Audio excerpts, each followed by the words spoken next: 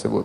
Adapun tempat lain maka tidak boleh seorang bersafar dalam rangka mencari keberkahan. Contoh, seorang sengaja bersafar dari Jakarta pergi ke masjid Sunan Ampel di Surabaya dengan meyakini bahwasanya di situ tempat berkah, maka ini tidak boleh, ya.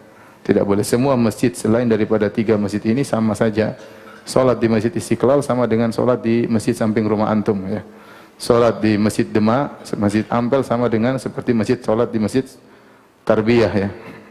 Enggak ada bedanya. Yang beda cuma 3 masjid tersebut spesial karena ketiga masjid tersebut dibangun oleh para nabi. Masjid Al-Haram dibangun oleh Nabi Ibrahim, Masjid Al-Aqsa dibangun oleh Nabi Sulaiman alaihissalam, dan juga Masjid Nabawi dibangun oleh Rasulullah sallallahu alaihi wasallam.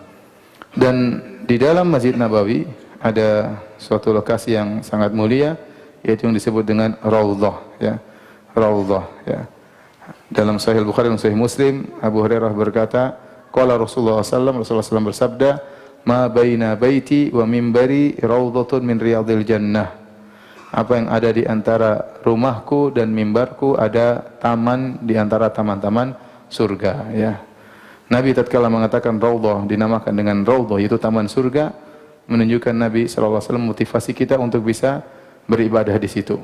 Karena saja para ulama khilaf, apa yang dimaksud dengan taman surga? Ada yang berpendapat bahwasanya taman tersebut, tempat lokasi tersebut akan diangkat ke surga dan dirubah menjadi taman surga yang indah.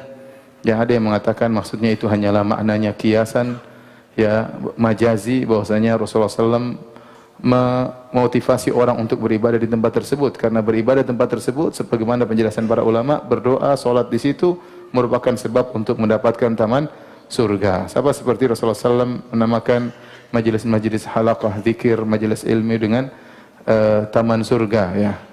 Sama seperti Rasulullah SAW bersabda, fa innal jannata tahta dhilalis suyuf. Sungguhnya surga itu berada di bawah bayang-bayang pedang tatkala berjihad. Maksudnya bukan ada surga di situ, tapi sebab masuk surga di antaranya adalah dengan berjihad di jalan Allah Subhanahu wa taala. Dan ini pendapat yang lebih kuat, bahwasanya beribadah di Raudhah adalah sebab untuk masuk surga. Tapi zaman sekarang kalau orang mau ke Raudhah memang harus apa? Ngantri, ya.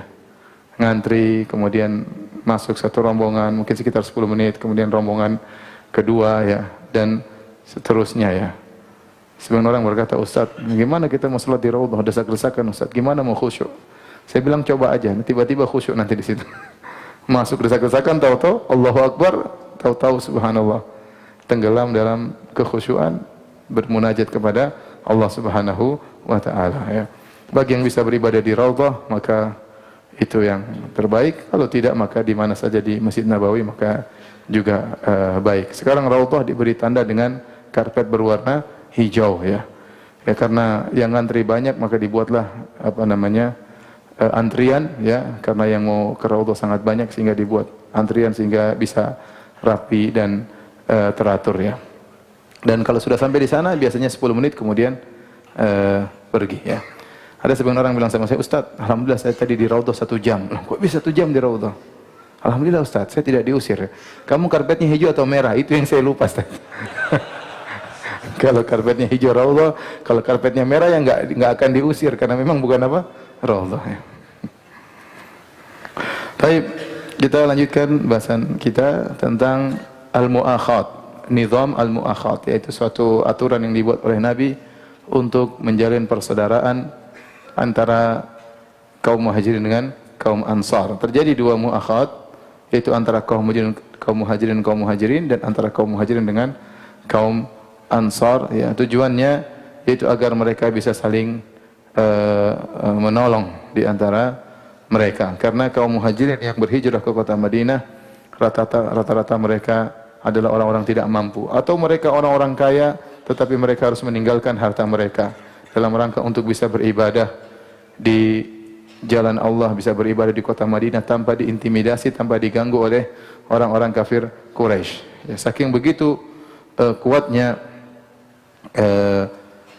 persaudaraan tersebut sampai-sampai dahulu, ya, kalau ada di antara mereka yang meninggal maka saling mewariskan, ya, saling mewariskan. Padahal mereka tidak ada hubungan nasab, ya, satu muhajiri, satu ansari. Begitu dipersaudarakan, kalau salah seorang di antara mereka ada yang meninggal, maka saling mewariskan. Karena persaudaraan tersebut yang bikin adalah Nabi Shallallahu Alaihi Wasallam. Sampai akhirnya dimansuhkan tatkala kaum muhajirin yang dibantu oleh kaum ansar sudah bisa mandiri, sudah bisa tidak lagi bertumpu kepada yang ansari, maka turunlah firman Allah, wa ulul arhami ba'dhuhum aula bi ba'dhin fi kitabillah, bahwasanya yang memiliki tali kekerabatan rahim lebih utama untuk mendapatkan warisan daripada yang selainnya. Oleh karenanya setelah itu tadinya kaum yang bersaudara muhajirin ansar saling mewariskan, setelah itu putuslah warisan tersebut, jadilah mereka tetap bersaudara tanpa harus saling mewariskan. Jadilah hukum waris sebagaimana yang kita kenal sekarang, yaitu semakin dekat kekerabatan maka mendapatkan warisan.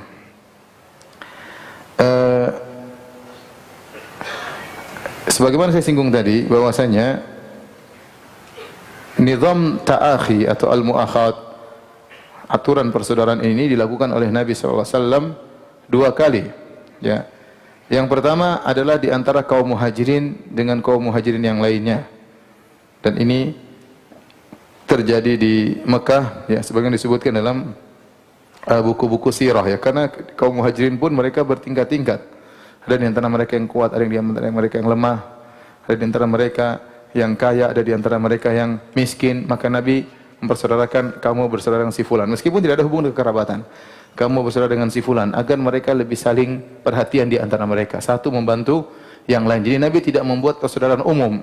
Persaudaraan umum sudah jelas, tapi Nabi lebih mengkhususkan spesifik lagi, si fulan dengan si fulan, kamu dengan si fulan, kamu dengan si fulan, sehingga dia benar-benar bisa fokus membantu saudaranya tersebut. Artinya bagi-bagi tugas, bagi-bagi tugas. Inilah yang pertama kali Nabi kerjakan, nizam ta'akhi di kota Mekah. Seperti Rasulullah SAW pernah bersaudarakan antara Zubair bin Awam, dengan Ibnu Mas'ud radhiyallahu ta'ala anhuma, ya, dan satu dan yang lainnya. Taib. Yang kedua, nizam ta'akhi, aturan persaudaraan yang Rasulullah bikin lagi tatkala terjadi hijrah dari Mekah menuju kota Madinah. Maka Rasulullah SAW berkata, ta'akhu fillah akhawain akhawain. Hendaknya kalian saling bersaudara, 2 orang. Kata Nabi, akhawain akhawain, 2 orang. Maka Abu Bakar As-Siddiq radhiyallahu ta'ala anhu bersaudara dengan Kharijah bin Zaid Ansari. Abu Bakar As-Siddiq muhajiri. Umar bin Khattab bersaudara dengan Itban bin Malik. Umar bin Khattab muhajiri, Itban Ansari. Jadilah mereka berdua bersaudara. Abu Ubaidah ibn al-Jarrah radhiyallahu anhu muhajiri, dipersaudarakan dengan Abu Talhah al-Ansari radhiyallahu ta'ala anhu, menjadilah 2 bersaudara. Abdurrahman bin Auf radhiyallahu anhu muhajiri, dari muhajirin, bersaudara dengan Sa'ad bin Rabi' al-Ansari dari kota Madinah, jadilah mereka bersaudara. Ja'far bin Abi Talib bersaudara dengan Mu'adz bin Jabal. Musa bin Umair bersaudara dengan Abu Ayyub al-Ansari. Abu Dzar al-Ghifari bersaudara dengan Munzir bin Amr. Wa Salman al-Farisi bersaudara dengan Abu Darda. Salman al-Farisi bersaudara dengan siapa? Abu Darda. Makanya dalam hadis kita dapati Salman mengunjungi secara khusus Abu Darda, karena mereka berdua dipersaudarakan oleh siapa? Nabi sallallahu alaihi wasallam. Di antaranya Talha bin Ubaidillah al-Ansari al-Muhajiri disaudarakan dengan Ka'ab bin Malik al-Ansari radhiyallahu taala anhuma. Kemudian Zubair bin Awam al-Muhajiri dipersaudarakan dengan Salamah bin Waqsh al-Ansari.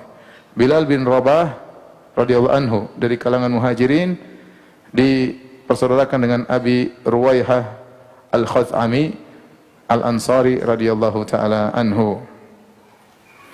Maka akhirnya setelah dipersaudarakan, mereka pun saling perhatian di antara mereka.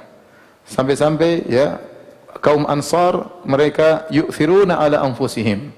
Mereka mendahulukan walau kana bihim khasasah, mereka mendahulukan keperluan kaum muhajirin daripada diri mereka sendiri, padahal mereka juga membutuhkan. Makanya Allah Subhanahu wa taala dalam Al-Qur'an memuji kaum muhajirin, kemudian Allah memuji kaum Ansar. Kata Allah Subhanahu wa taala,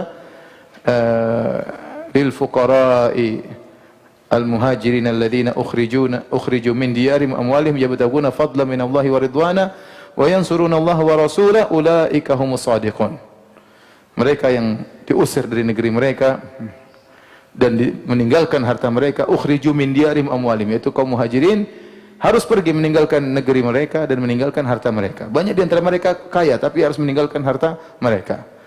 Kenapa mereka pergi ke kota Madinah? Yabtaguna fadlan minallahi wa ridwana. Mereka mencari karunia dari Allah dan mencari keridhaan Allah Subhanahu wa taala. Allah puji niat mereka. Mereka hijrah karena ikhlas kepada Allah Subhanahu wa taala. Kata Allah Subhanahu wa taala, "Wa yansuruna Allah wa rasulah." Dan kaum muhajirin menolong Allah dan Rasulnya, ulaika humus shadiqun, mereka adalah orang-orang yang imannya tulus, imannya benar. Setelah itu Allah memuji kaum Ansar. Walladzina tabawwa'ud dara wal imana min qablihim, dan orang-orang yang lebih dahulu tinggal di kota Madinah, ya, dan mereka beriman di sana. Yuhibbuna man hajara ilaihim, mereka cinta kepada orang-orang yang berhijrah kepada mereka, ya. Yuhibbuna man hajara ilaihim, ya. Wala yajiduna fi sudurihim hajatan mimma utu, dan mereka tidak mendapatkan dalam diri mereka hasad kepada kaum muhajirin.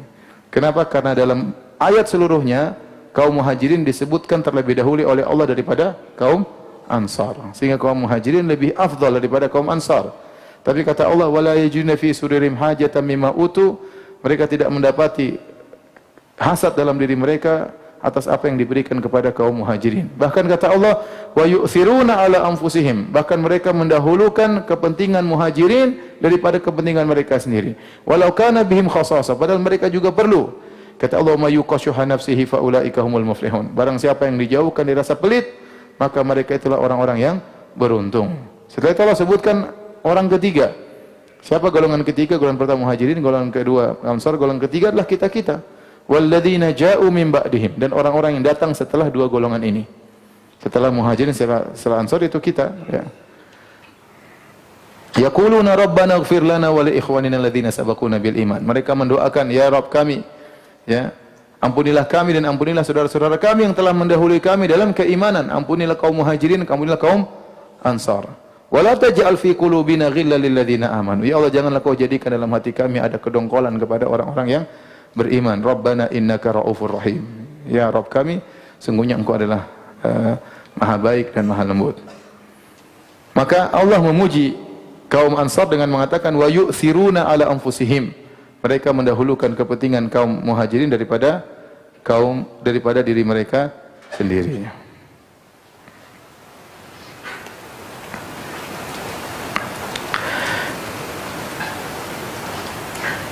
Di antara contoh yang sangat luar biasa yang diabadikan dalam hadis, ya, adalah dalam Sahih Bukhari, Sahih Muslim, adalah kisah persaudaraan antara Abdurrahman bin Auf dan Sa'ad bin Rabi'. Sa'ad bin Rabi' berkata kepada Abdurrahman bin Auf, "Inni aktsarul ansari mala."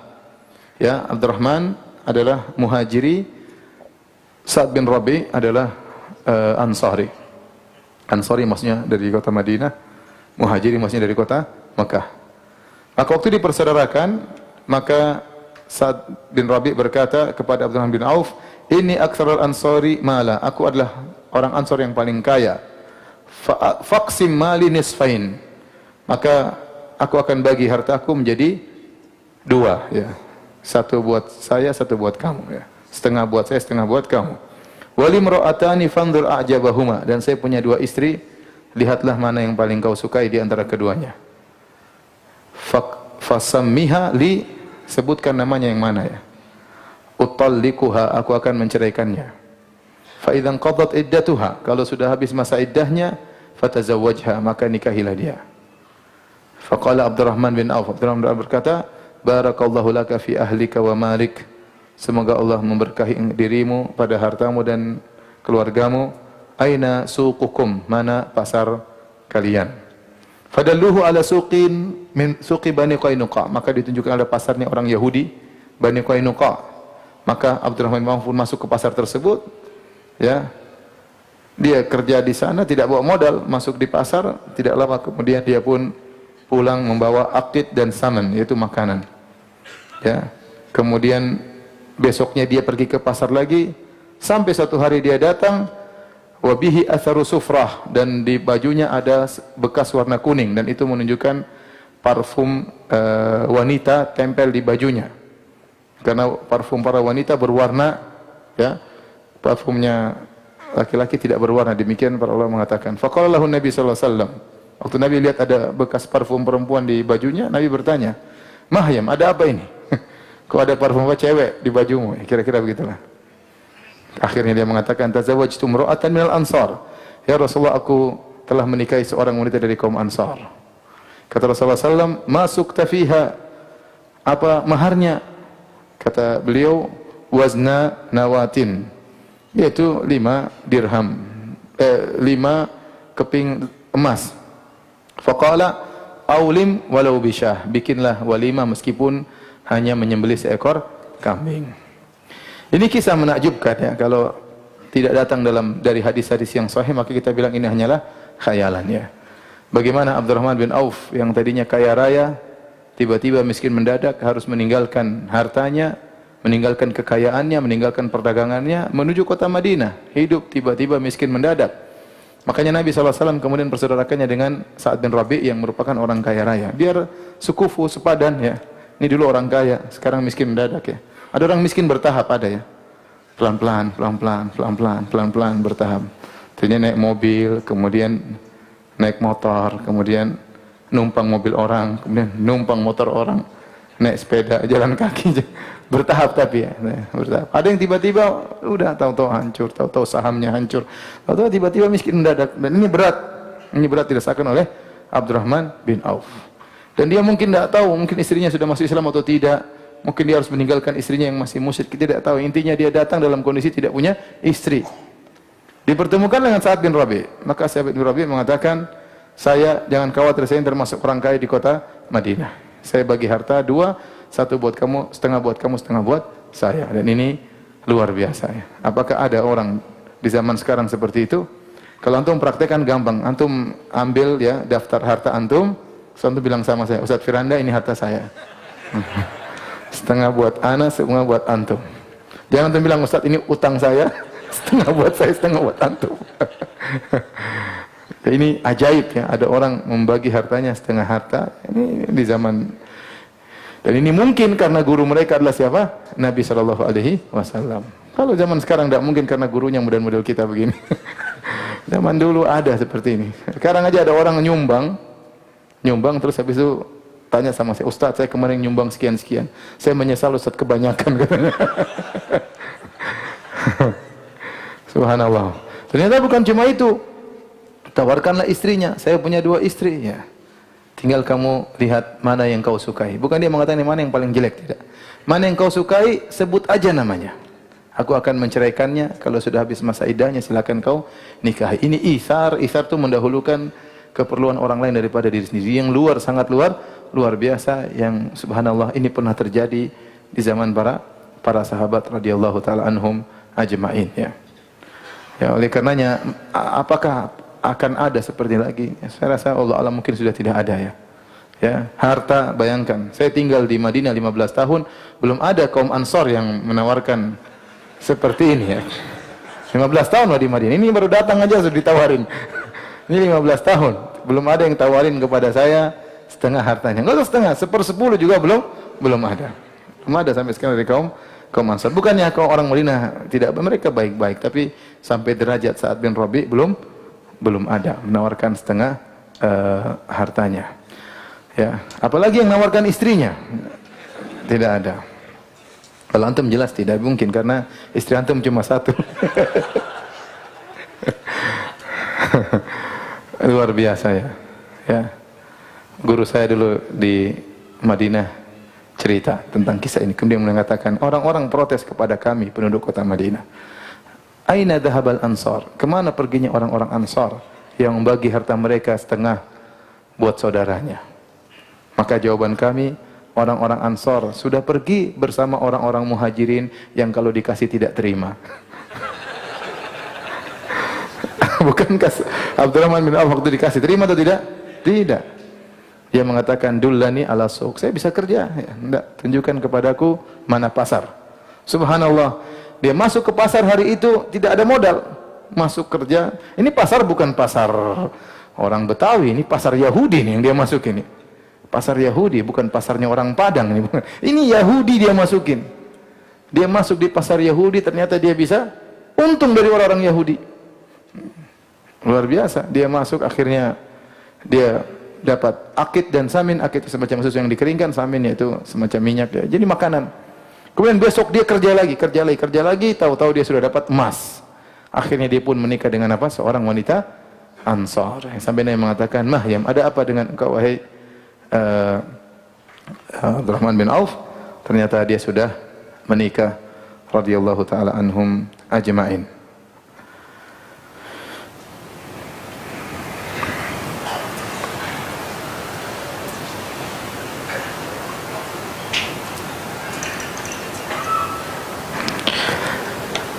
Dalam Sahih Al-Bukhari dari Anas bin Malik, suatu hari da'an Nabi sallallahu alaihi wasallam al-Ansar ila an yuqti'a lahumul bahrain. Suatu hari Nabi panggil kaum Ansar, dan Nabi baru saja menaklukkan kota Bahrain, dan ada hasil dari Bahrain yang dibawa ke kota Madinah. Maka Nabi panggil kaum Ansar, kemudian Nabi ingin memberikan sebagian hasil dari kota Bahrain untuk kepada kaum Ansar, diberikan kepada kaum Ansar. Maka kata kaum Ansar, la, jangan wahai Rasulullah, illa an tuqti'a li ikhwanina minal muhajirin mislaha. Kami tidak mau terima kecuali kau juga ambil bagian untuk kau berikan kepada kaum muhajirin, persis seperti kami. Ya, Masya Allah. Jadi dia tidak bilang, ya sudah sini apa Nabi ya, apa ya. Muhajirin bukan urusan gua, pokoknya gua dapat, enggak. Sampai mereka pasarkan, jangan berikan kepada kami sampai Anda juga berikan kepada kaum muhajirin. Maka Rasulullah SAW berkata, innakum satarawna ba'di atharah. Sungguhnya sepeninggalku kalian akan melihat atharah, yaitu sekelompok orang yang hanya mengutamakan dirinya sendiri. Fasbiru hatta talqauni alal haud. Bersabarlah kalian sampai kalian bertemu dengan aku di al-haud, di telaga Nabi sallallahu alaihi wasallam.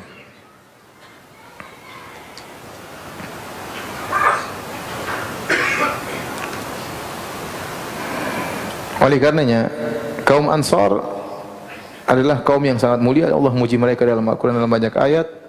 Demikian juga dalam hadis Nabi sallallahu alaihi wasallam, Rasulullah SAW bersabda, ayatul iman hubbul ansar. Di antara tanda keimanan adalah mencintai kaum Ansar. Wa ayatul nifaq bughdul ansar. Di antara tanda kemunafikan adalah membenci kaum Ansar. Kata Rasulullah SAW, al-ansar la yuhibbuhum illa mu'min. Kaum Ansar tidak ada yang mencintai mereka kecuali mukmin, kecuali orang yang beriman. Wala yubghidhuhum illa munafiq. Dan tidak ada yang benci kepada kaum Ansar kecuali orang munafik. Faman ahabbahum ahabbahullah. Barang siapa mencintai mereka, maka dia akan dicintai oleh Allah. Waman abghadahum, barang siapa yang benci kepada kaum Ansar, abghadahullah, maka Allah akan benci kepadanya. Ya. Ini menunjukkan keutamaan kaum Ansar, dan terlalu banyak hadis akan hal tersebut. Kata Nabi SAW, laulal hijratu lakuntu imra'an minal ansar. Kalau bukan karena hijrah, tentu aku sudah gabung menjadi kaum Ansar. Walau salakan nasu wadiyan, wa salakatil ansar wadiyan aw syi'ban, la salaktu wadiyal ansar aw syi'bal ansar. Seandainya orang-orang melewati suatu jalan, dan kaum Ansar melewati suatu jalan, aku akan lewat jalannya kaum Ansar. Tetapi Nabi tetap muhajirin, karena dia berhijrah dari Mekah menuju Madinah. Seandainya tidak ada hijrah, tentu aku akan menjadi seorang Ansari.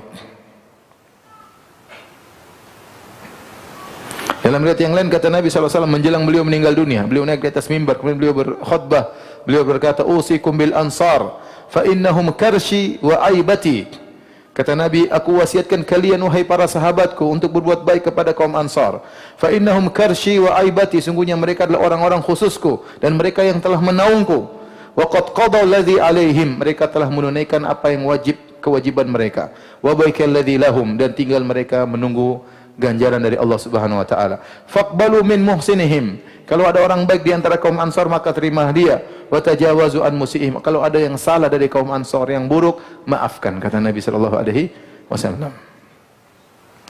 Nabi juga berkata ya kepada seorang dari kaum Ansar, Rasulullah SAW berkata, walladzi nafsi biyadihi innakum ahabbun nasi ilayya, demi zat yang jiwaku berada di tangannya, sungguhnya kalian adalah orang yang paling aku cintai. Dua kali Nabi sallallahu alaihi wasallam mengucapkan demikian. Baik, kita lanjutkan bahasan berikutnya tentang Kitabatus Sahifah yang disebut dengan Wathiqatul Madinah, piagam Madinah kalau orang bilang, piagam apa? Madinah. Masalah piagam Madinah ini datang dalam beberapa riwayat, sebagian riwayat dalam Sahih Bukhari, dalam Sahih Muslim, tapi dia hanya cuplikan-cuplikan kecil dari bunut, dari poin-poin yang tertulis dalam piagam Madinah tersebut. Kebanyakan poin-poinnya datang dalam riwayat-riwayat yang lemah, ya. Dalam riwayat yang lemah. Tetapi kata sebagian ulama mengatakan saling menguatkan satu dengan yang lainnya. Tapi piagam itu pernah terjadi, yaitu Nabi SAW menulis perjanjian seakan-akan seperti tata negara antara kaum muslimin dengan orang-orang Yahudi. Karena waktu Nabi SAW sampai di kota Madinah, ternyata bukan cuma kaum Ansar yang tinggal di situ. Ada kelompok-kelompok lain yang tinggal seperti di antaranya orang-orang Yahudi. Di situ ada 3 suku besar dari Yahudi, pertama Bani Qainuqa, kemudian Bani Quraidah dan Bani An-Nadhir, Bani Nadhir. Jadi ada 3 suku, Bani Qainuqa, Bani Quraidah dan Bani Nadhir. Maka Nabi SAW perlu menulis suatu perjanjian yang disepakati oleh kaum muslimin dan disepakati oleh mereka berkaitan dengan negara yang mereka tinggal bareng-bareng di situ. Ya, bagaimana kalau ada musuh datang dari luar? Bagaimana kalau ada Quraisy datang menyerang? Karena Nabi sudah diperangi oleh orang Quraisy sejak Nabi di sana. Dan kemungkinan besar mereka akan datang menyerang kota Madinah. Maka Nabi harus mengamankan, harus ada perjanjian dengan sesama penduduk kota Madinah. Di antara penduduk kota Madinah orang-orang Yahudi. Dan ini perkara duniawi, ya. Tidak jadi masalah, ya. Perlu ada perjanjian di antara muslim dengan non-muslim yang disepakati bareng-bareng, ya. Namun ternyata orang Yahudi mengkhianati perjanjian tersebut. Mengkhianati perjanjian tersebut, mulai dari Bani Qainuqa, kemudian pengkhianatan dari Bani Nadhir, kemudian terakhir Bani Quraidah dalam perang Khandaq. Mereka pengkhianat seluruhnya. Tapi asalnya Nabi membiarkan mereka tinggal di kota Madinah. Nabi tidak memaksa mereka untuk masuk Islam, tapi Nabi terus dakwahi mereka. Nabi membiarkan mereka menjalankan aktivitas mereka sebagai seorang Yahudi, beribadah dengan agama mereka. Nabi biarkan, tidak ada masalah. Ya. Namun akhirnya mereka berkhianat, akhirnya diusir oleh Rasulullah sallallahu alaihi wasallam.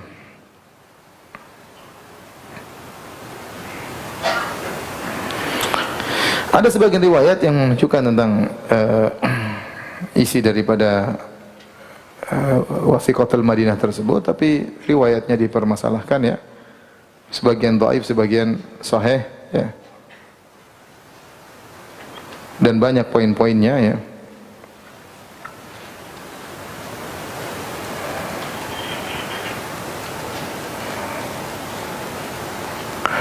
Di antaranya isi poin dari, jadi ada poin-poin berkaitan antara kaum muslimin dan ada poin-poin berkaitan antara kaum muslimin dengan orang Yahudi. Ya. Di antaranya Nabi berkata dalam poin tersebut disepakati oleh kaum muslimin dan orang Yahudi, yunfiqul yahudu ma'al mu'minin madamu muharibin. Bahwasanya kalau ada peperangan, ya, maka yang berinfak, artinya yang ikut andil dalam pembelian persenjataan peperangan adalah Yahudi dan kaum muslimin seluruhnya sebagai warga negara. Ya, yang perang jangan orang Islam aja. Orang Islam dan Yahudi juga ikut perang membela apa? Negara. Kemudian Nabi SAW berkata, Yahudu Bani Aufin ummatun ma'al mu'minin. Lil Yahudi dinuhum walil muslimina dinuhum. Yahudi dari Bani Auf, salah satu umat, bergabung bersama kaum mukminin. Mungkin ada tahaluf di antara mereka, ada persekutuan, perjanjian. Namun kata Nabi, lil Yahudi dinuhum, bagi Yahudi agama mereka, walil muslimina dinuhum, kaum Islam juga ada agama mereka sendiri, ya. Terjadi toleransi di antara mereka, namun tidak ada percampuran apa? Agama, ya. Nabi mengatakan, lil muslimin lil Yahudi dinuhum, Yahudi punya agama sendiri, orang Islam punya agama sendiri. Oleh karenanya Rasulullah SAW terus mendakwahi mereka agar mereka masuk Islam.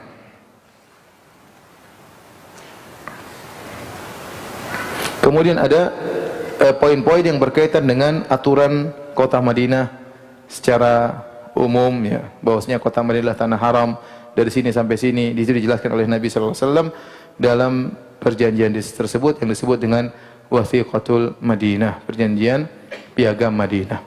Piagam Madinah ini ya sering dijadikan dalil oleh orang-orang liberal untuk menyatakan bahwasanya semua agama benar. Ya, saya tidak tahu dari mana mereka mengatakan demikian. Ini salah satu dari pembahasan yang saya tulis dalam disertasi saya, karena sebagian liberal Indonesia, orang liberal Indonesia menjadikan ini sebagai dalil bahwasanya Nabi mengakui kebenaran agama Yahudi. Padahal tidak ada dalam bunut, dalam poin-poin kesepakatan tersebut, tidak ada.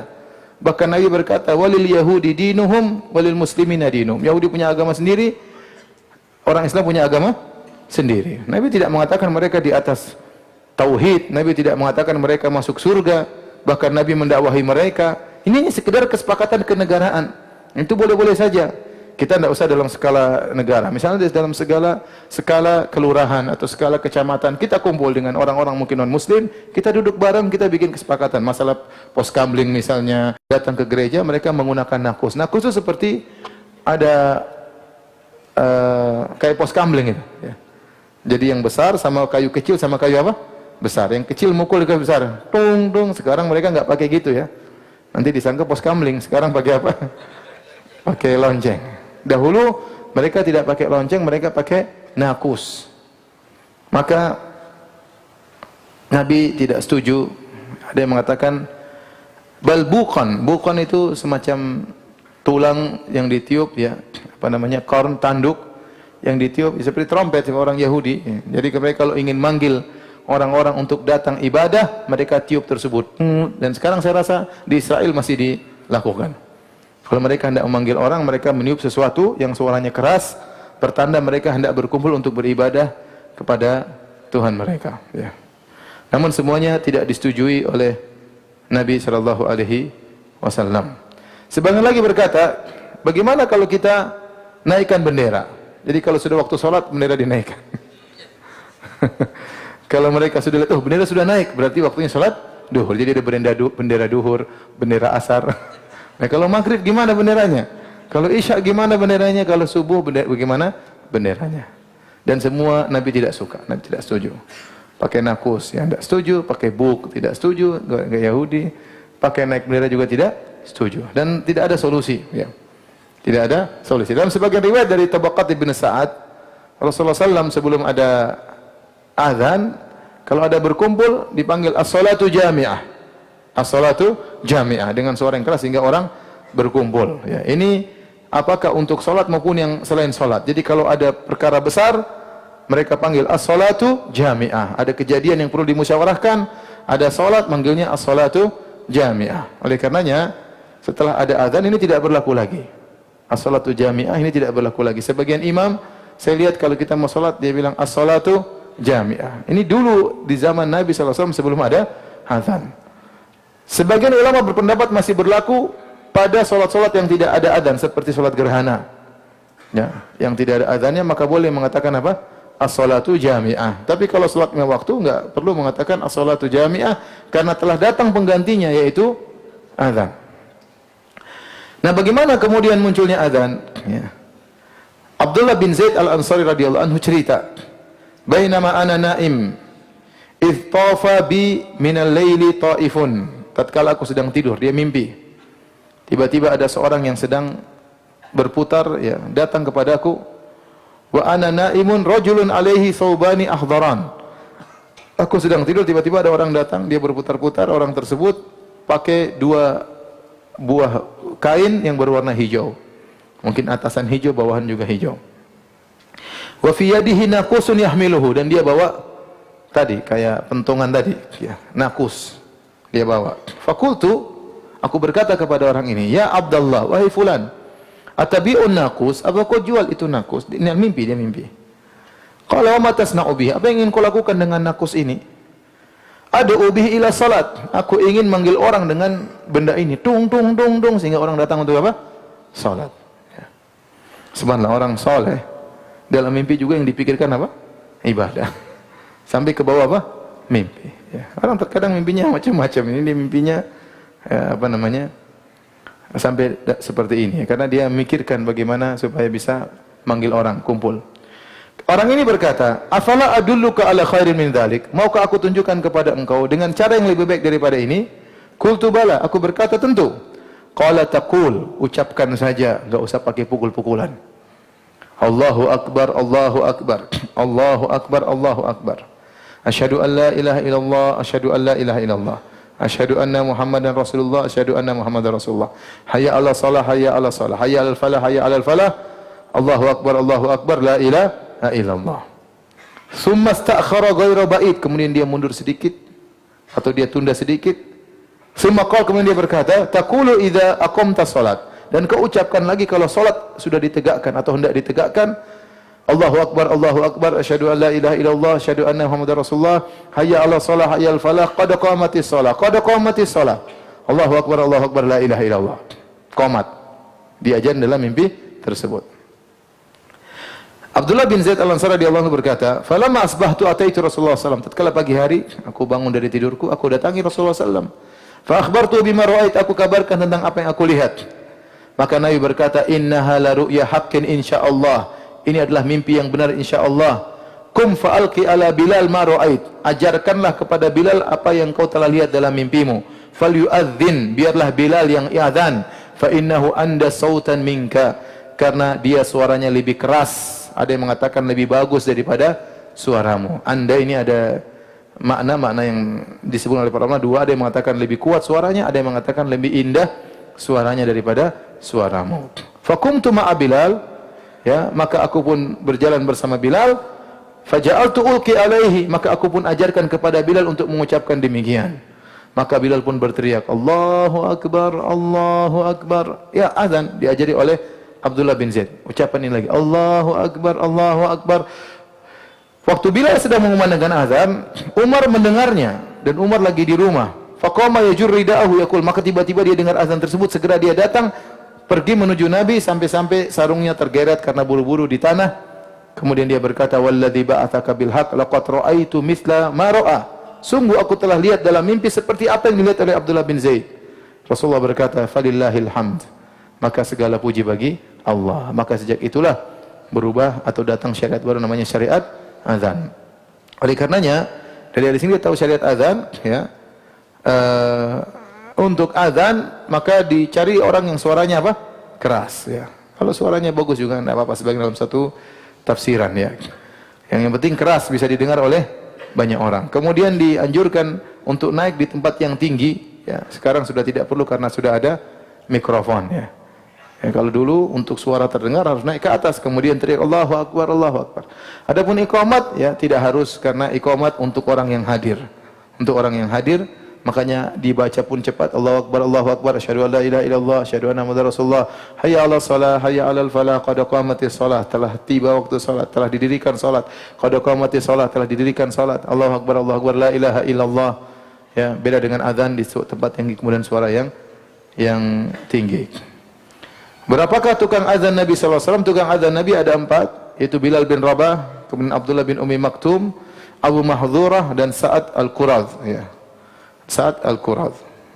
Inilah 4 orang para sahabat radhiyallahu ta'ala anhum yang merupakan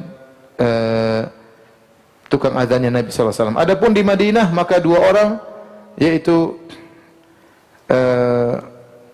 Bilal dan Ibnu Ummi Maktum. Ini 2 tukang azannya Nabi, dan ini menunjukkan disyariatkannya harus ditentukan tukang azan, sehingga muadzin itu harus ditentukan, ya. Adapun di Mekah tukang azannya Nabi adalah Abu Mahdhurah. Adapun di Kuba tukang azannya Nabi adalah Sa'ad Al-Quradh. Inilah 4 tukang azan Nabi sallallahu alaihi wasallam. Ya. Adapun keutamaan azan, ya, sangat banyak, ya. Di antaranya Nabi sallallahu alaihi wasallam bersabda dalam hadis Sahih Bukhari, Abu Sa'id Al-Khudri pernah berkata kepada seorang, "Inni araka tuhibbul ghanam wal badiyah."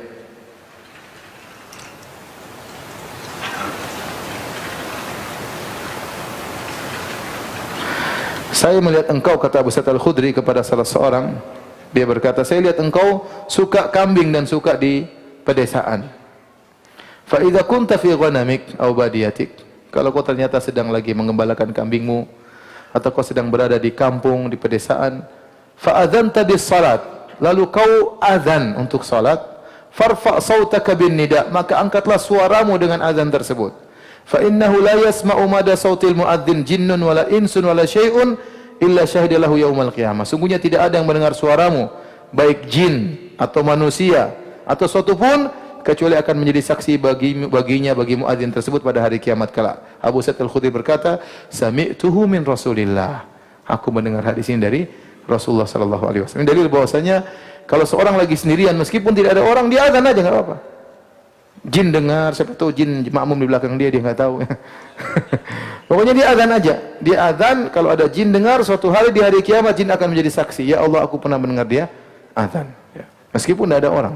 Misalnya di padang pasir, di kampung, kalau masjid jauh sudah azan sendiri, salat situ, enggak ada masalah. Kemudian di antara keutamaan azan, kata Nabi sallallahu alaihi wasallam, al-muadzdinuna atwalun nasi a'naqan yaumal qiyamah. Tukang azan adalah orang-orang yang paling panjang lehernya pada hari kiamat kelak. Ini ada beberapa pendapat. Ada yang mengambil zahirnya benar-benar leher mereka panjang, tinggi, karena selama di dunia mereka sering teriak-teriak sehingga Allah muliakan mereka, mereka tertampakkan daripada yang lainnya. Ada yang mengatakan mereka leher panjang itu, leher tinggi, ibarat dari bahwasanya mereka sangat mudah mendapatkan rahmat Allah di hari yang sangat dahsyat tersebut. Ya, sampai-sampai saya katakan ada khilaf di kalangan para ulama mana yang lebih afdal, apakah muadzin ataukah imam. Sebagian ulama berpendapat imam yang lebih afdal, sebagian ulama berpendapat muadzin lebih afdal, karena seorang muadzin jika mengumandangkan azan, orang-orang datang, maka pahala orang-orang datang itu semua lari kepada dia. Karena dia yang berkata hayya 'alas shalah, marilah menuju salat. Hayya 'alal falah, marilah menuju kemenangan. Akhirnya yang tadinya tidur bangun datang salat, maka pahalanya ngalir kepada muadzin. Mana lebih afdal, muadzin atau imam? Antum pilih jadi muadzin. Baik, sampai di sini saja ya. Azan, insyaallah kita lanjutkan tanya jawab.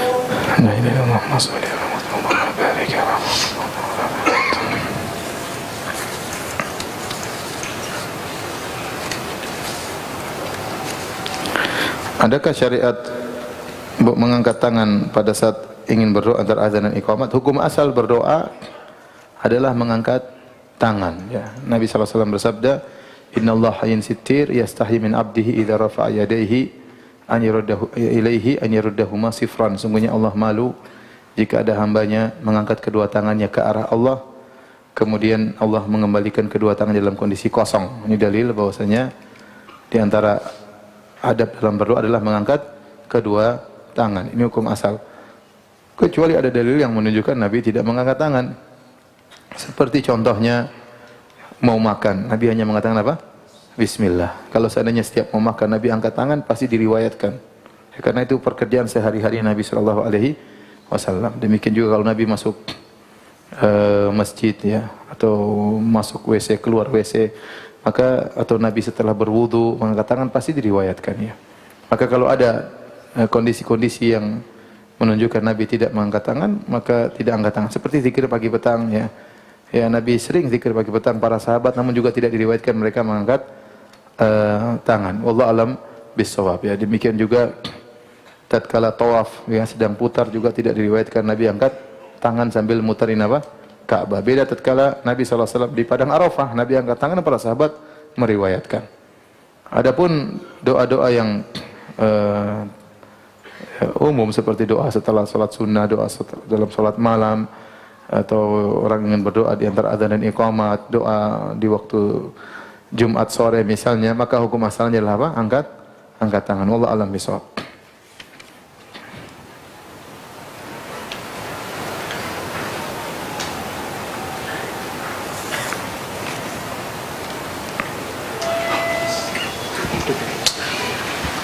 Ustaz, beberapa hari yang lalu saya membatalkan nazar saya. Nazar dengan kesepakatan saya dan si akhwat. Sementara pihak orang tua akhwat tidak terima. Ibu saya menakut-nakuti saya dan dengan kata awas orang tua si akhwat mengirim sihir. Apakah saya termasuk syirik jika saya takut dan percaya Ustaz? Apa yang harus saya lakukan? Mohon nasihatnya Ustaz. Tidak perlu takut ya, antum bertakwa kepada Allah ya. Tidak ada kemudaratan yang datang kecuali dengan izin Allah. Antum zikir pagi petang, antum salat berdoa kepada Allah ya. Dan antum minta maaf sama akhwat tersebut ya. Mohon maaf tidak jadi nazar. Ya, sampaikan baik-baik ya. Apa hak seorang tuanya kemudian marah-marah ngirim sihir sama antum? Kalau antum pun nazar, antum nikah, percuma. Antum punya mertua yang tukang sihir, sama aja. Mending tidak usah. Ya, mending tidak usah. Ya, antum kalau sudah merasa benar, sudah sepakat, kalau tidak jadi, ya namanya sesuatu bisa disepakati, bisa tidak jadi. Apalagi antum bilang akhwatnya sudah sepakat, enggak apa-apa. Ya, antum ngomong baik-baik, mohon maaf karena kekurangan saya dan selanjutnya saya minta maaf agar bisa dipahami. Kalau perlu kirim surat kepada kedua orang tua juga enggak apa-apa, lebih baik. Kesopanan ya. Datang temui, ya enggak ada masalah, mohon maaf. Bagaimana seandainya berniat mendatangi masjid untuk meraih keberkahan dalam majelis ilmunya seperti safar ke tarbiyah? Ya, ngapain safar ke tarbiyah? Jauh sekali. Antum dari Jakarta tidak ada yang safar ke tarbiyah, Bogor ke tarbiyah juga bukan apa? Safar. Tapi misalnya ada syekh datang misalnya di Masjid Istiqlal, kemudian orang datang dari jauh, dari Palembang, dari Sumatera, ya, maka tidak mengapa. Niat mereka bukan mencari apa? Keberkahan Masjid Istiqlal, tapi karena untuk menghadiri apa? Majelis ilmu. Sebagaimana para ulama mereka dulu bersafar. Ya, sampai ada sebagian sahabat bersafar sebulan hanya untuk mencari satu hadis ya. Jadi bukan karena masjidnya, kebetulan pengajian tersebut di masjid. Seandainya pengajian tersebut di Gelora Bung Karno pun mungkin kita datang ya. Jadi bukan karena keberkahan masjid itu khusus Masjid Istiqlal beda dengan yang lain, tidak. Masjid Istiqlal sama dengan masjid yang lainnya, sama dengan Masjid Tarbiyah, sama dengan Masjid At-Tin, sama dengan Masjid Al-Ikhlas, sama dengan masjid yang lain. Apakah diperbolehkan bagi panitia kurban menjual kulit dan seluruh hasil penjualan kulit disumbangkan kepada panti asuhan? Ini ada khilaf di kalangan para ulama tentang apakah boleh menjual kulit. Intinya hewan kurban itu hewan untuk Allah Subhanahu wa taala. Sudah diserahkan untuk Allah, maka tidak dikembalikan lagi ditukar dengan uang, tidak ya. Oleh karenanya apakah kalau kulitnya dijual maka ada perselisihan, ada yang mengatakan tidak boleh sama sekali. Sudah, berikan saja kepada fakir miskin mau jual urusan dia. Tapi antum tugasnya memberikan kepada orang yang membutuhkan. Mau kasih orang fakir miskin boleh, kasih orang kaya sebagai hadiah juga enggak apa, karena bukan berarti yang menerima hewan korban harus orang miskin, enggak. Sebagian orang miskin dikasih, sebagian orang kaya dikasih sebagai hadiah, enggak ada masalah. Ya, dia makan sendiri juga enggak ada masalah ya. Tapi kalau sudah dikasih kepada orang-orang tersebut, jual itu hak dia. Sama antum kasih dia daging, ternyata dia jual. dia pengen beli baju, dia jual daging, dia dapat, ya terserah dia. Tapi kalau antum sebagai panitia atau antum yang menyembeli, antum jual kulit tersebut, ya ini ada khilaf di kalangan para ulama. Namun sebagian ulama berpendapat hal itu dibolehkan, mengingat banyak orang sekarang tidak memanfaatkan kulit, ya. Maka kalau dijual dengan niat uangnya diberikan kepada fakir miskin, maka dibolehkan. Tapi saya katakan ada khilaf di kalangan para ulama. Wallahu a'lam bishawab.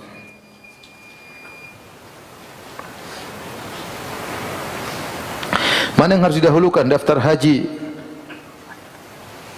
menunggu 17 tahun atau umrah dulu? Karena uang saya cukup untuk salah satunya saja. Kalau saya jadi antum, saya daftar haji aja. Saya daftar haji, ya. Karena haji lebih afdal dan lebih dia merupakan rukun Islam. Insyaallah kalau ada rezeki umrah. Kalau enggak ada, ya udah haji aja dulu. Daftar haji, penting haji sudah lunas, sudah. Tenang, kapan dipanggil berangkat. Kalau ternyata di tengah jalan ada rezeki untuk umrah, baru umrah.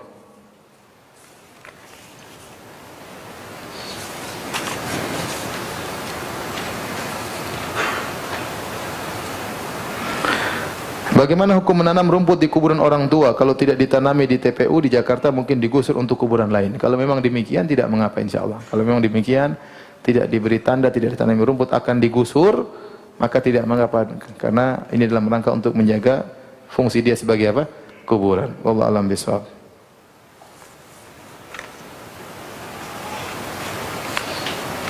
Ustaz, apabila kita azan hayya 'alas shalah al falah, badan kita gerakan kanan ke kiri, iya, dahulu waktu belum ada mikrofon maka disunahkan untuk ke kanan dan ke kiri agar suara tersebar ke kanan dan ke kiri, karena ada orang tinggal sebelah kanan, ada orang tinggal sebelah kiri. Namun kata para ulama, sekarang sudah ada mikrofon, tidak perlu. Justru kalau dia ke kanan suaranya hilang. Hayya 'alas shalah, hayya 'alal falah. Ada yang mengatakan bagaimana kalau mikrofonnya dibawa? Hayya 'alas shalah, hayya 'alal falah. Ada yang berpendapat demikian. Tapi intinya tujuan sudah tercapai. Tujuan sudah tercapai, maka tidak perlu belok kanan belok kiri. Insyaallah suara sudah terdengar. Kecuali kalau antum tidak pakai mikrofon, maka perlu untuk naik ke atas Masjid Tarbiyah, baru antum azan kanan dan kiri. Demikian, Allah Ta'ala bishawab. Subhanakallah bihamdik, asyhadu an la ilaha illa anta, astaghfiruka wa atubu ilaik. Assalamualaikum warahmatullahi wabarakatuh.